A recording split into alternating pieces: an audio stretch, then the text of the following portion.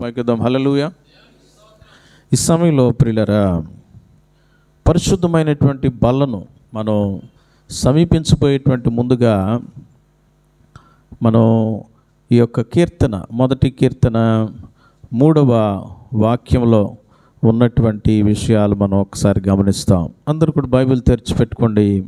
అతడు నీటి కాలువల యోరను నాటబడినదై ఆకువాడక తన కాలమందు ఫలమిచ్చు చెట్టు వలె ఉండును. అతడు చేయనిదంతయు ఎవరు చేసేదంట? సఫలమయ్యేదండి. ఎవరు చేసేది సఫలమవుతుంది.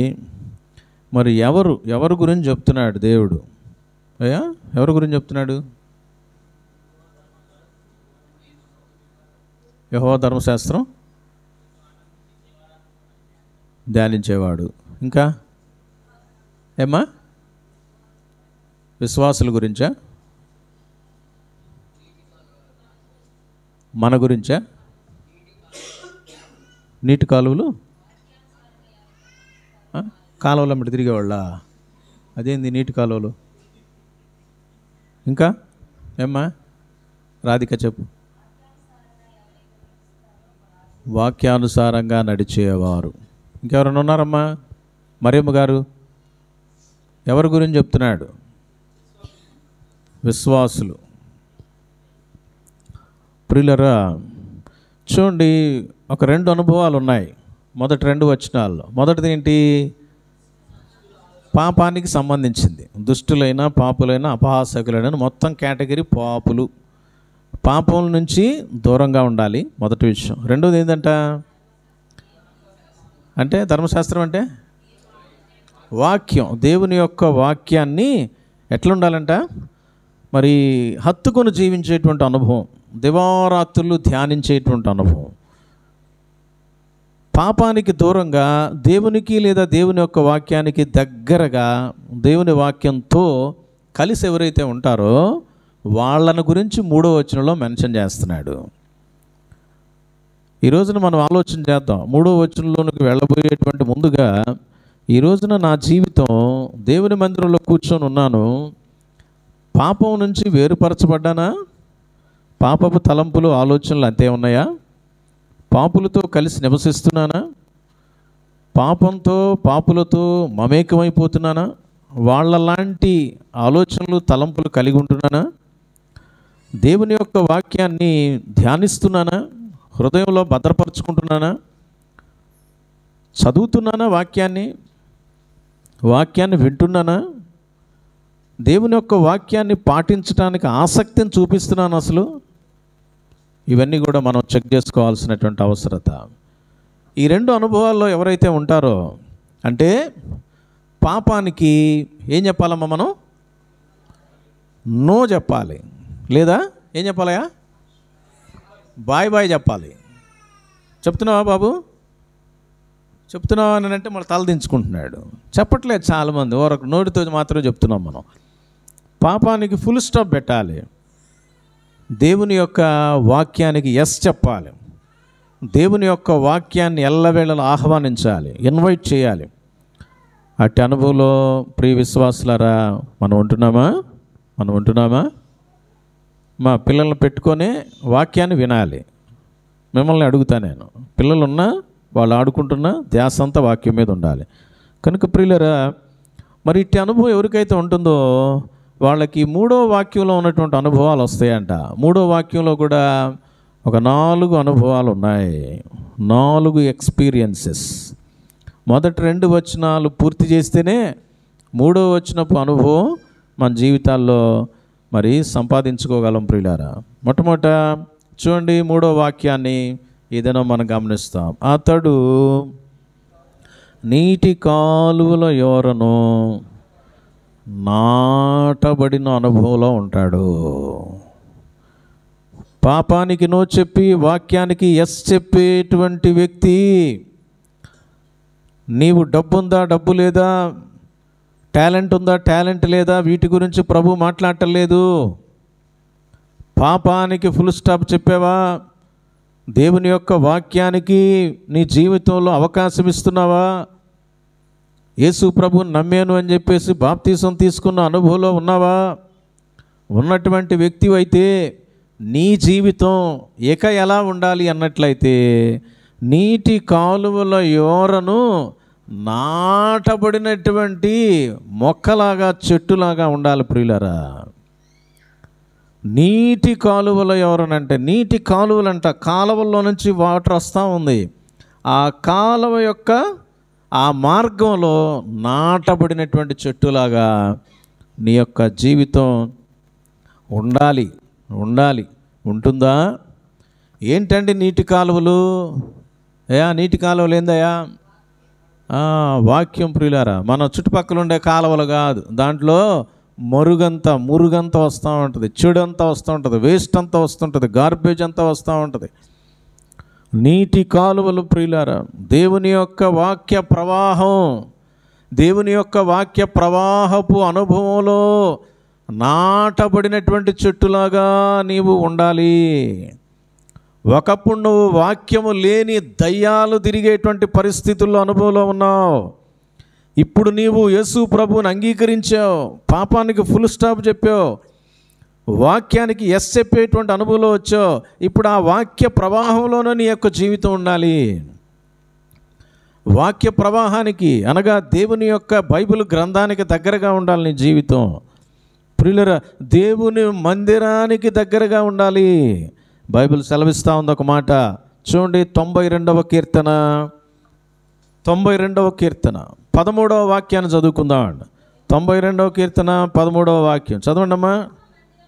యెహోవా మందిరములో నాటబట్టమంట. ఏంటంట? అక్కడేమన్నాడు? నీటి కాలువల యోరను నాటబడిన అనుభవం. నీటి కాలు రెండూ నాటబడిన అనుభవాలే. మనకు ఆన్సర్ వచ్చేసిందమ్మా. నీటి కాలువల యోరనంటే దేవుని మందిరంలో నాటబడాలి. నీవు, నీ పిల్లలు, నీ భర్త, నీ భార్య, నీకు సంబంధించిన అందరూ కూడా దేవుని యొక్క మందిరంలో నాటబడిన వారుగా ఉండాలి. దేవుని యొక్క మందిరంలో స్థిరపరచబడిన అనుభవంలో ఉండాలి.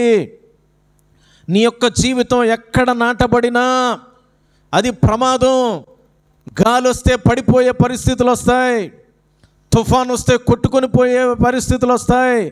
అయితే ప్రియులరా, గమనిస్తూ ఉన్నట్లయితే దేవుని యొక్క వాక్యం సెలవిస్తూ ఉంది, దేవుని యొక్క మందిరంలో నాటబడినటువంటి అనుభవాలు కావాలి. దేవుని యొక్క మందిరంలో నాటబడినటువంటి అనుభవం నీకుందా? దేవుని మందిరంలో నాటబడాలి. మనము మన పిల్లలు ఎక్కడ ఉండాలమ్మా? ఆదివారం. కొంతమంది ఏం చేస్తారు తెలుసా?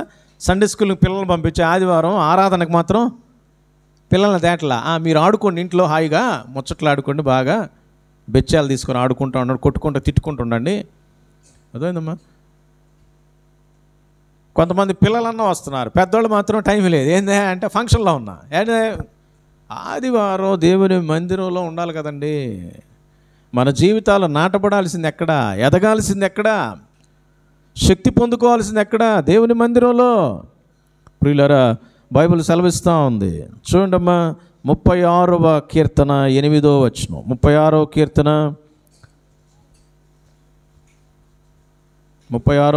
8వ వచనం. నీ మందిరం యొక్క సమృద్ధి వలన వారు సంతృప్తి నొందుచున్నారు. నీ ఆనంద ప్రవాహములోనిది నీవు వారికి త్రాగించుచున్నావు. తర్వాత వాక్యం కూడా చదవమ్మా. నీ యొద్ద జీవపు ఊట కలదు. ఎక్కడుందంటమ్మా జీవపు ఊట? ప్రియులారా, దేవుని మందిరంలో సమృద్ధి ఉంది, దేవుని మందిరంలో సంతృప్తి ఉంది, దేవుని మందిరంలో ఆనంద ప్రవాహం ఉంది. దేవుని మందిరంలో వాక్యము ఒక జీవపు ఊటలాగా ఉంటుంది, వస్తానే ఉంటుంది, పెళ్ళుపుకి వస్తానే ఉంటుంది, అది ఆగదు. దేవుని మందిరంలో దేవుని యొక్క వాక్యం ఉంది, దేవుని మందిరంలో దేవుడు ఉన్నాడు. ప్రియ యవనస్తులారా, పిల్లలారా, దేవుని మందిరం అంటే పరిగెత్తుకొని రావాలి. చాక్లెట్ల కోసం కాదండి, ముచ్చట్ల కోసం కాదండి. దేవుని మందిరంలో దేవుని కోసం పరిగెత్తుకొని రావాలి. దేవుని మందిరంలో ఆ పని ఈ పని చేయడానికి ఆసక్తి చూపాలి. కొన్ని మందిరాల్లో నేను గమనిస్తూ ఉంటే ప్రియులరా, మరి ఆదివారమే మనం రాము, వారంలో జరిగే మీటింగ్స్లో పిల్లలు సైతం వచ్చి ఆ సెలవు దినాల్లో అక్కడ పెద్దలు పాస్టర్స్ అందరికి కూడా భోజనాలు వడ్డించటం, నీళ్లు పెట్టడం, ప్రతి పాత్ర తీసుకొని రావటం. ఎందుకంటే తల్లిదండ్రుల అనుభవంలో ఉన్నారు కాబట్టి పిల్లలు కూడా అవి నేర్చుకున్నారు. మనం ఏంటంటే తల్లిదండ్రులు లేటుగా రావడం, మందిరం అయిపోయిన వెంటనే పరిగెత్తుకొని ఇంటికి వెళ్ళిపోవటం, ఈ అనుభవాల్లో ఉంటున్నారు కనుక మన పిల్లలు కూడా ఎలా ఉంటారండి? ఏ పని చేయరు. అవసరమైతే అయ్యా నువ్వు పాస్టర్ కదా నువ్వే చేసుకోపో అన్నట్టుగా వెళ్ళిపోయే పరిస్థితి అనమాట. నువ్వే కిటికీలు వేసుకో, నువ్వే లైట్లు ఆపుకో, నువ్వే చేయాలి. పాస్టర్ గారు కూడా చేయాలి, చేయొద్దని నేను అంటలా. నేనేదో ఇక్కడ రాజును కాదు, మీరేదో ప్రజలు కాదు. అర్థమైందండి?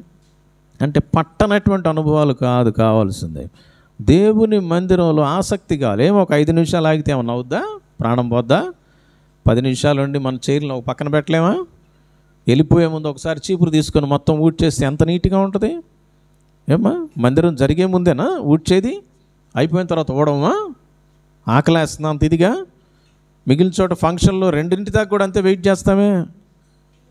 ఏమండి ఆసక్తి ఏది? కిటికీలు వేస్తున్నావా? బూజు దులుపుతున్నావా? మందిరంలో ఉన్నటువంటి పాత్రలు కానీ ఇవన్నీ కడిగేవాళ్ళు ఉన్నారా? మగపిల్లలు కడిగేది కడగొద్దని కాదు నేను అనేది ప్రియులారా. ఎంతమంది స్త్రీలు ఉన్నారు? ఒక్కళ్ళకైనా ఆసక్తి ఉందా? ఈ వారం నేను తీసుకెళ్తా, వచ్చేవారం నువ్వు తీసుకెళ్ళు, ఈ వారం నేను కడుగుతా, వచ్చేవారం నువ్వు కడుగు. ఏమ్మా, ప్రతిదానికి డ్యూటీలు వేయాలా మీకు? ఆలోచించండి. దేవుని మందిరంలో వాక్యం ఉంటుంది. దేవుని మందిరంలో దేవుడు ఉంటాడు. దేవుడు ఉండేటువంటి మందిరానికి దిక్కు లేకపోతే ఇంకా మిగతా వాళ్ళకి మనమేం సేవలు చేస్తామండి? ఇంకా మిగతా వాళ్ళని ఏం పరామర్శిస్తాం మనం? ప్రియులారా గమనించండి. ఒక సమయంలో ప్రియులారా దేవుని మందిరంలో అంట సమృద్ధి ఉంటుంది, సమృద్ధి ఉంటుంది. జీవపు ఊట. 46వ కీర్తన 4వ వచనం. 46వ కీర్తన 4వ వచనం. ఒక నది కలదు, దాని కాలువలు దేవుని పట్టణమును, సర్వోన్నతుని మందిరపు పరిశుద్ధ స్థలమును సంతోషపరచుచున్నవి. గనుక ఆ పట్టణానికి ఏమి లేదంటమ్మా, చలనము లేదు. దేవుడు దానికి అరుణోదయం సహాయం చేస్తున్నాడంట. ఒక నది ఉందంట, ఆ నది యొక్క కాలువలు ప్రవహిస్తున్నాయి అంటండి ప్రియులారా. పరిశుద్ధ స్థలాన్ని సంతోషపరుస్తున్నాయంట. దేవుని మందిరంలో దేవుని యొక్క వాక్య ప్రవాహాన్ని ప్రభువు తీసుకొని వస్తాడండి.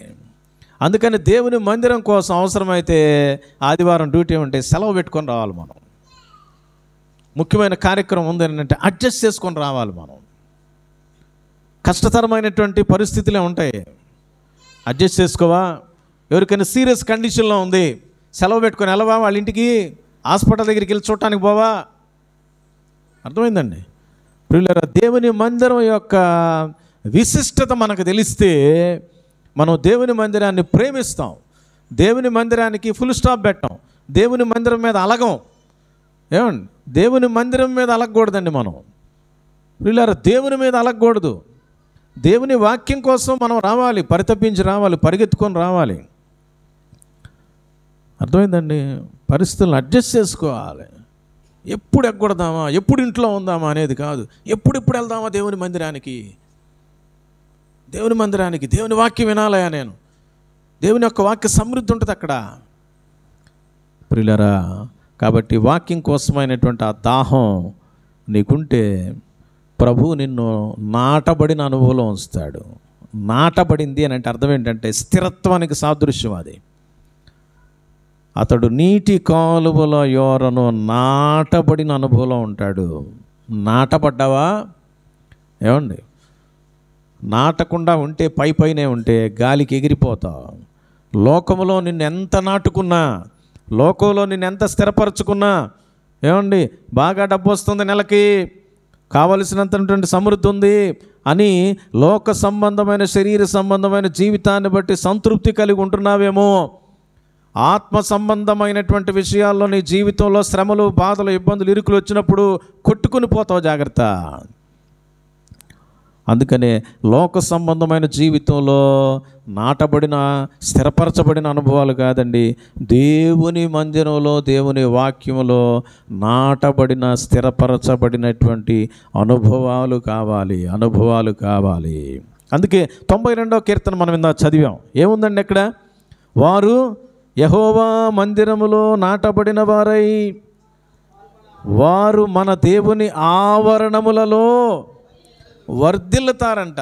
దేవుని ఆవరణంలో ఎవరైతే నాటబడతారో, దేవుని మందిరంలో ఎవరైతే నిలువబడి ఉంటారో, దేవుని మందిరానికి ఎవరైతే ప్రాధాన్యతనిస్తారో, దేవుని మందిరంలో దేవుని వాక్యం కోసం, అయ్యా రేపు పొద్దున్నే ఎగ్జామ్ ఉంది అయినా వస్తా, ఏమండి రేపు అతి ప్రాముఖ్యమైన పనులు ఉన్నాయి, ఇంటి దగ్గర అరేంజ్మెంట్ చేసుకోవాలి, నో, దేవుని మందిరం మొదటి స్థానం, దేవుని మందిరం, దేవుని వాక్యం అని ఎవరైతే ఆ విధమైనటువంటి పరిస్థితిలోనికి అనుభవంలోనికి వస్తారో వారంట వర్ధిల్లుతారంట, గొప్పవాళ్ళు అవుతారంట, అభివృద్ధి పొందుకుంటారంట, ఉన్నత స్థానాల్లోనికి వెళ్ళిపోతారంట. ప్రియమైనటువంటి వాళ్ళరా, అభివృద్ధి పొందుకుంటారంట. అభివృద్ధి ఉంటుంది వాళ్ళ యొక్క జీవితాల్లో, అభివృద్ధి ఉంటుంది.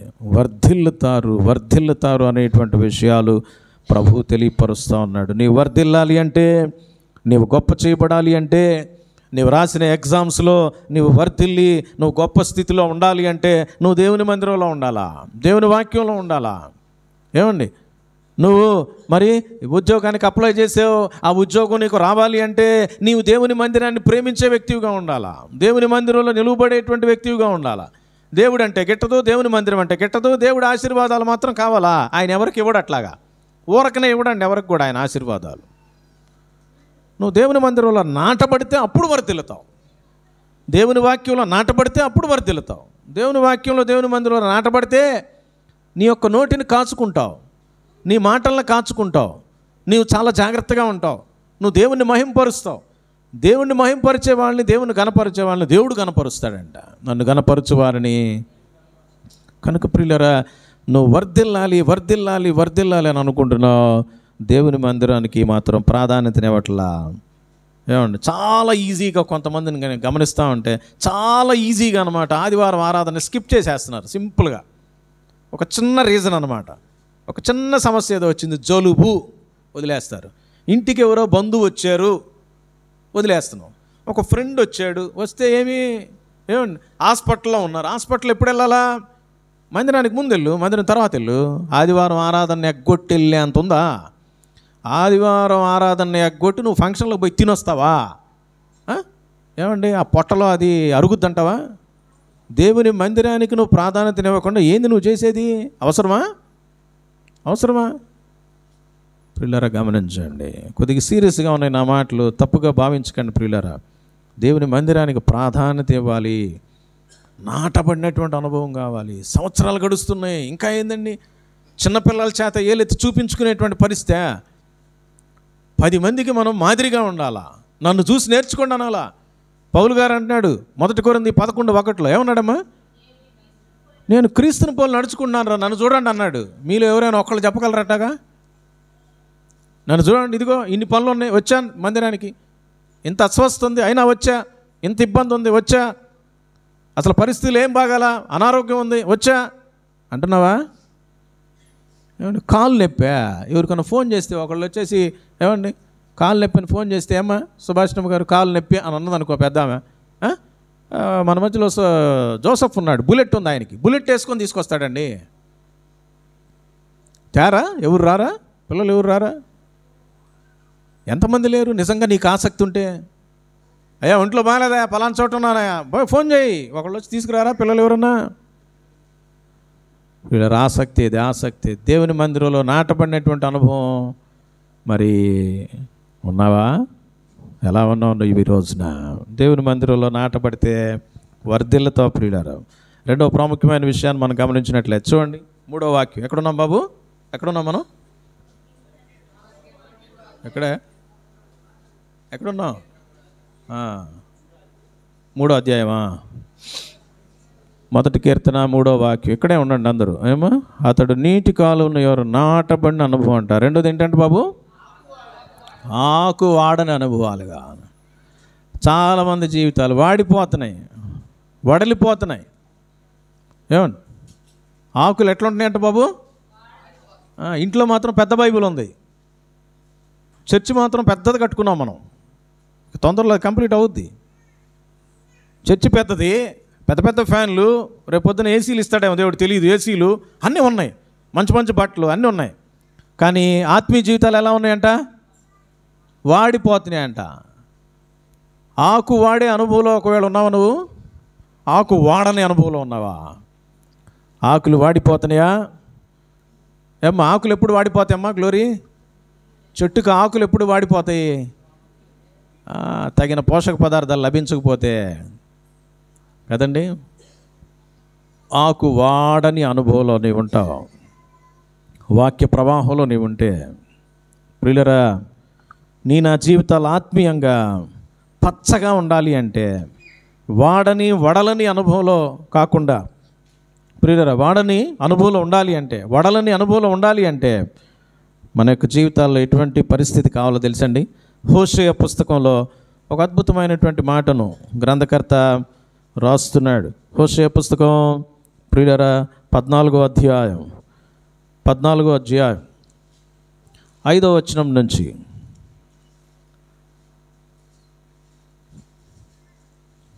7వ వచనం వరకు చదువుకుందాం.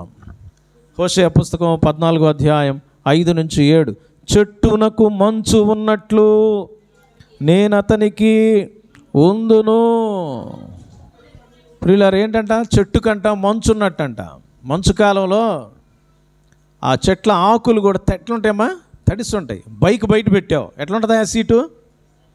తడిసి ఉంటుంది అన్నమాట. ఆ తడి అతుక్కొని ఉంటుంది అన్నమాట. ప్రియులారా చాలాసేపటి దాకా పోదు అది.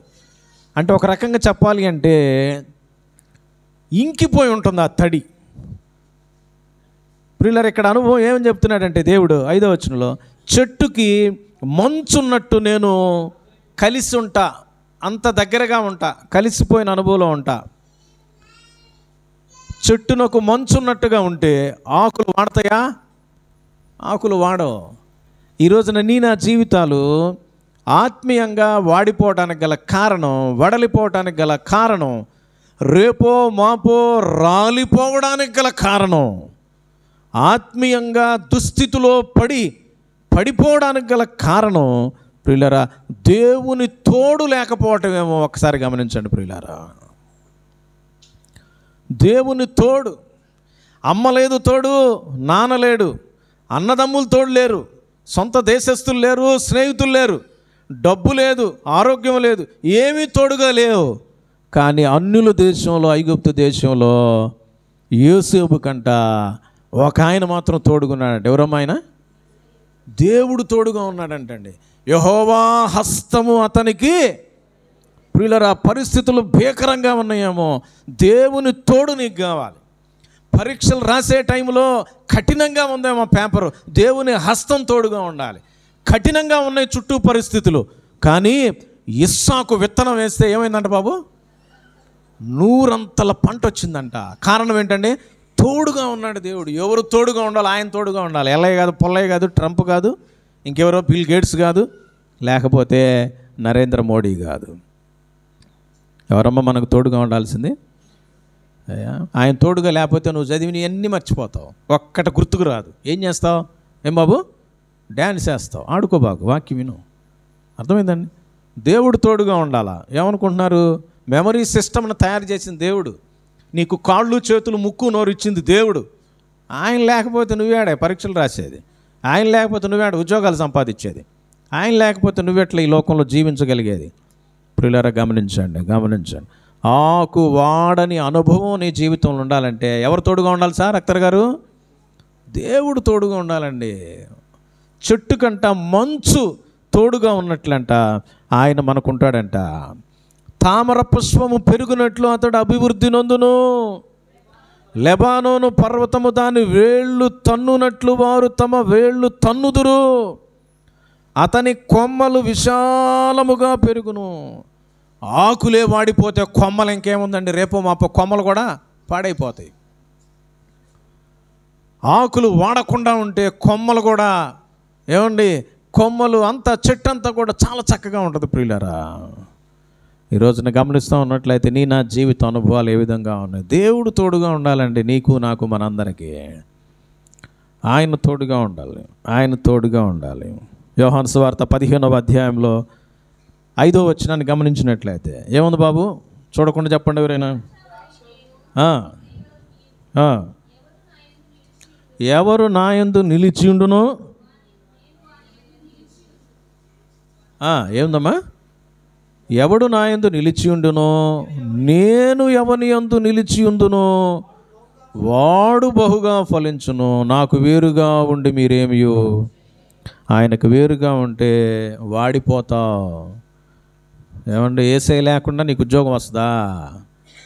మందిరం లేకుండా ఉద్యోగం వస్తుందా? ఒకవేళ వచ్చినా నువ్వు లోకంలో తిరుగుతావు, పాపంలో తిరుగుతావు. ఏమండి, ఎంత పెద్ద పొజిషన్లోకి నువ్వు వెళ్ళినా దేవుని మందిరాన్ని, వాక్యాన్ని వదిలిపెట్టకూడదు. నీ పనులు మానుకొనైనా ప్రభు సన్నిధిలో ఉండాలి. అర్థమైందండి? ఆకు వాడని అనుభవం కావాలి. అర్థమైందమ్మా?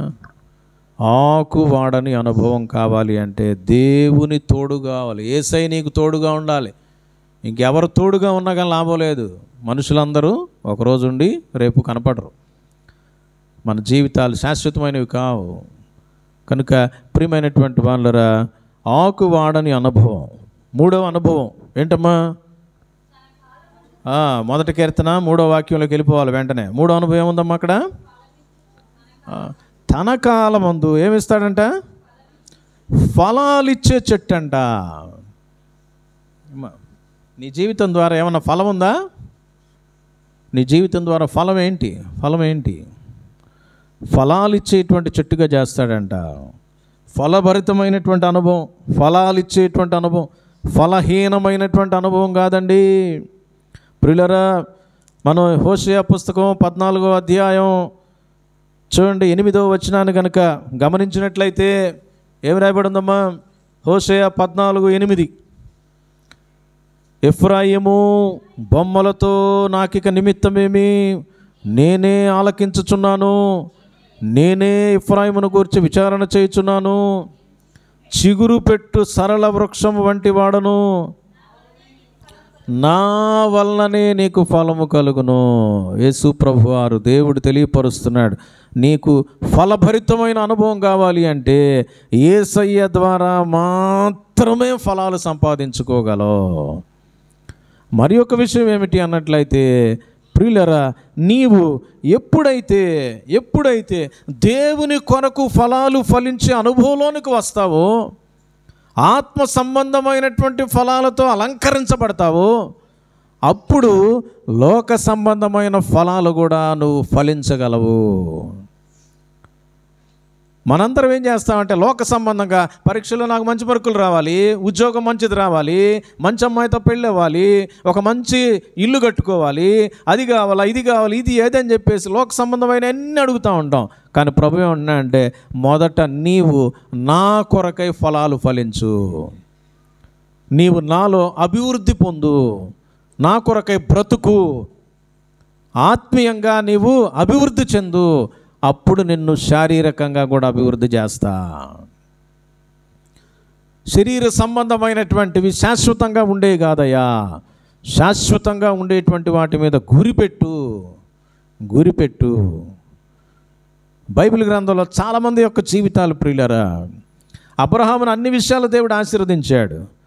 నూతన నిబంధనలోకి వచ్చేటప్పటికల్లా పౌలు చాలా చోట్ల ఇరకాటాలు పడ్డాడు, ఇబ్బందులు పడ్డాడు. అసలు ప్రభు పట్టించుకోనట్టుగా కొన్ని చోట్ల వదిలేసేసాడు, దెబ్బలు తిన్నాడు, బట్టలు కూడా తీసుకొట్టారండి. అన్ని సందర్భాల్లో కూడా దేవునిలో సంతోషించాడు ఆయన. అర్థమైందండి? ఆయన దేవునిలో లేడా? ఆత్మీయంగా అభివృద్ధిలో లేడా అని అంటే ఆత్మీయతలో ఉన్నత స్థితిలో ఉన్నాడు. ప్రియులరా, బాధల్లో సైతం ప్రభువును కనపరచగలిగాడు, ప్రభువులో సంతోషించగలిగాడు. మాసిదోనియా సంఘం 2 కొరింథీ 8:1-2 ఏమి రాయబడిందండి? వారు అత్యధికమైన శ్రమ వలన పరీక్షింపబడగా ఏం చేశారంటండి? అత్యధికంగా సంతోషించారంట. కాబట్టి ప్రియులరా, ఫలాలు ఇచ్చేటువంటి అనుభవం అంటే ఆత్మీయంగా నీవు ఫలభరితమైనటువంటి జీవితం కావాలి. ఆత్మీయంగా నీవు ఒక్క వ్యక్తినైనా కన్నావా? అయా శారీరకంగా కన్నానా? ఎంతమంది? 2, 3, 4, 10 మంది అని కొంతమంది సాక్ష్యాలు ఇస్తారు. ఆత్మీయంగా ఒక్క వ్యక్తికైనా సువార్తను చెప్పావా? ప్రభు యొద్దకు నడిపించావా? ఏమండి, ఇదిగో ఆత్మీయంగా నా ఫలాలు ఈ వీరే అని నువ్వు కొంతమంది గురించి చెప్పగలవా? ఏమండి, గత 12 ఏళ్ళుగా మందిరానికి వస్తున్నావు, ఒక్కళ్ళని నడిపించావా? నీ కుటుంబస్తులు నడిపించావా? వాళ్ళ కోసం ప్రార్థన చేసావా? శ్రమ పడ్డావా? కష్టపడ్డావా? కన్నీరు గార్చావా? వాళ్ళ కోసం రక్తం ఏమన్నా కార్చావా? కన్నీరు లేదు, రక్తం ఏడి నుంచి వస్తుందండి అని అంటావా? వేయండి, ఫలాలు వేయండి. ఏ కాడికి కారు ఉందా, టీవీ ఉందా, ఇల్లు ఉందా, వీటి గురించి ఆలోచన చేస్తున్నావే తప్ప ఏమండి ఒక్క వ్యక్తిని ప్రభు కోసం సంపాదించాలా, ఒక వ్యక్తికి స్వార్థ చెప్పాలా, ప్రార్థన చేయాలా, కన్నీరు కార్చాలా, ఆ వ్యక్తిని ప్రభు దగ్గర తేవాలి. ఇదిగో ఈ అబ్బాయి మాట వింటలా, ఈమె మాట వింటలేదు, ఎంతకాలం? ఏమండి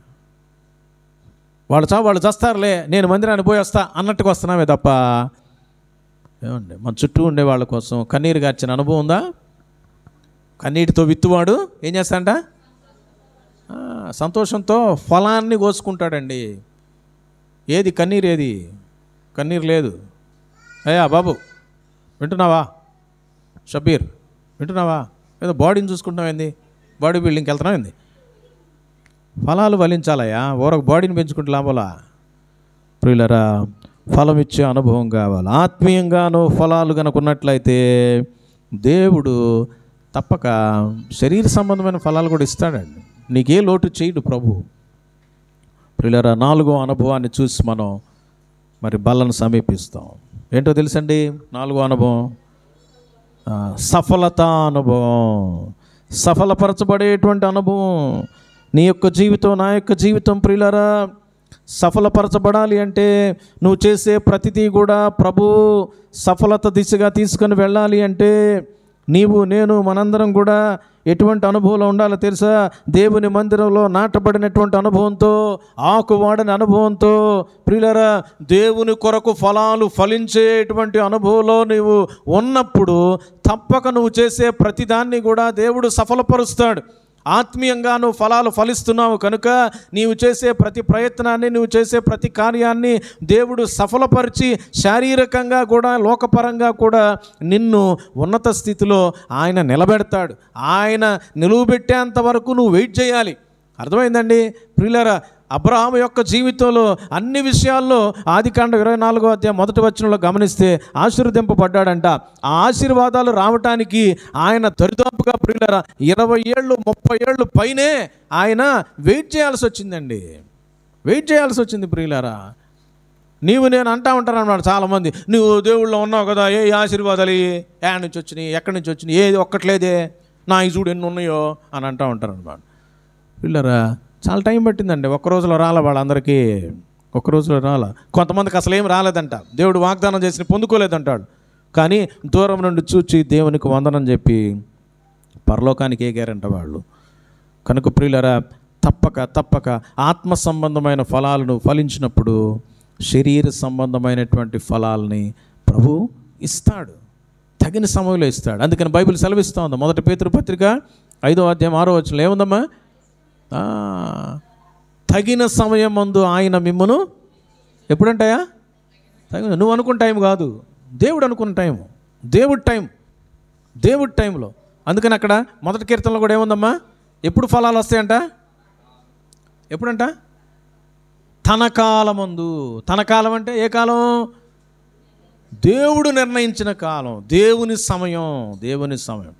అందుకే 2వ అధ్యాయం యోహాను సువార్తలో ఏమంటున్నాడయా నవీన్ గారు? 2వ అధ్యాయంలో ఏమంటున్నాడు? మరియం గారు వచ్చేసి ద్రాక్షారసం అయిపోయింది, మరి ఏమైనా చేయకూడదా అని అంటే ఏమంటున్నాడు ఆయన? ఒరే అమ్మా, ఏంటమ్మా నా సమయం ఇంకా రాలా, టైం ఉంది, దేవుని టైం ఉందయా, దేవుని టైం కప్ప చెప్పుకో, నీ టైం కాదు, దేవుని సమయంలో మరి నువ్వు ఫలిస్తావు, దేవుడు నీకు ఇస్తాడు. మర్చిపోవద్దు, వ్యసనపడొద్దు, బాధపడొద్దు. దేవుడు మర్చిపోయే దేవుడు కాదు, విడిచిపెట్టే దేవుడు కాదు, ఏమన్నా అనాథలుగా విడిచే దేవుడు కాదంట ఆయన. కనుక నీవు చేసేదంతా కూడా దేవుడు సఫలపరుస్తాడు. ఎప్పుడో తెలుసా? నువ్వు దేవుని మందిరంలో నాటబడాలా, పాపాన్ని అసహించుకోవాలా, వాక్యాన్ని హత్తుకోవాలా, ఆకువాడని అనుభవంలో ఉండాలా. అంటే దేవునితో సహవాసం చేస్తూ ఆయన నిన్ను విడిచిపెట్టని అనుభవంలోనికి నువ్వు రావాలా. తగిన సమయం ముందు ఫలాలు ఫలించాలి అంటే ఆయన వైపు చూచే ప్రార్థన అనుభవం నీకు కావాలా. అప్పుడు కరెక్ట్ టైంలో నీకు దేవుడు ఫలాలు ఇస్తాడు. ఎప్పుడైతే నువ్వు ఆత్మీయంగా ఫలిస్తావో శరీర సంబంధమైనటువంటి ఫలాలను కూడా ఆయన తప్పక నీకు అవసరమైన మేరకు ఆయన ఇచ్చే దేవుడుగా ఉన్నాడు. కనుక ఈ రోజున ప్రియులారా, నీ నా జీవితాలు ఏ విధంగా ఉన్నాయి? ఏ విధంగా ఉన్నాయి? దేవునిలో ఎలా ఉంది నీ జీవితం? వాక్యంలో ఎలా ఉంది? మందిరంలో ఎలా ఉంది? కాబట్టి దేవుని మందిరానికి వచ్చి రేపు పొద్దున్న ఎగ్జామ్ అనుకుంటా కదా, మందిరానికి వచ్చావరా బాబు 3 గంటలు వేస్ట్ చేసుకున్నావు అనుకుంటున్నావా? దేవుని మందిరంలో గడిపే ఒక్కొక్క క్షణం, ఒక్కొక్క ప్రశ్నకి మార్కులు వస్తాయి, నీకు ఒక్కొక్క మార్క్ యాడ్ అవుద్ది అన్నమాట. అర్థమైందండి? దేవుని మందిరంలో దేవునితో గడిపే సమయం ఏది వ్యర్థం కాదండి. నీ ప్రతి పరిస్థితిని ప్రభు చక్కపరుస్తాడు. కనుక ఈ రోజున మన జీవితాలు ఎలా ఉన్నాయి? దేవుని మందిరంలో వాక్యంలో నాటబడిన అనుభవం ఉన్నామా లేదా పరిశీలన చేసుకుంటూ, ఆకువాడని అనుభవాలు ఉన్నాయా లేదా, ఫలమిచ్చే అనుభవం ఉన్నామా లేదా? నువ్వేది చేసినా కూడా దేవుని చేత సఫలత పొందుకునేటువంటి అనుభవంలోనికి మరి నువ్వు ఈ 4th స్టేజ్లో కూడా నువ్వు ప్రవేశించావా అని పరిశీలన చేసుకుందామా ప్రియులారా? కేవలం ఫలాలు ఫలించడమే కాదు, నువ్వు ఏది చేసినా దేవుడు దాన్ని బ్లెస్ చేయాలి, సక్సెస్ చేయాలి అంటే నీవు 4th స్టేజ్లోకి రావాలి. ఒక్కొక్క మెట్టు ఎదుగుతూ తప్పక దేవుడు నిన్ను ఆశీర్వదిస్తాడు. అట్టి గొప్ప అనుభవం ఉండటానికి ప్రభు మనందరికీ సహాయం చేయనుగాక. ఆమె తల వంచుదాం, మోకరిస్తాం ప్రియులారా.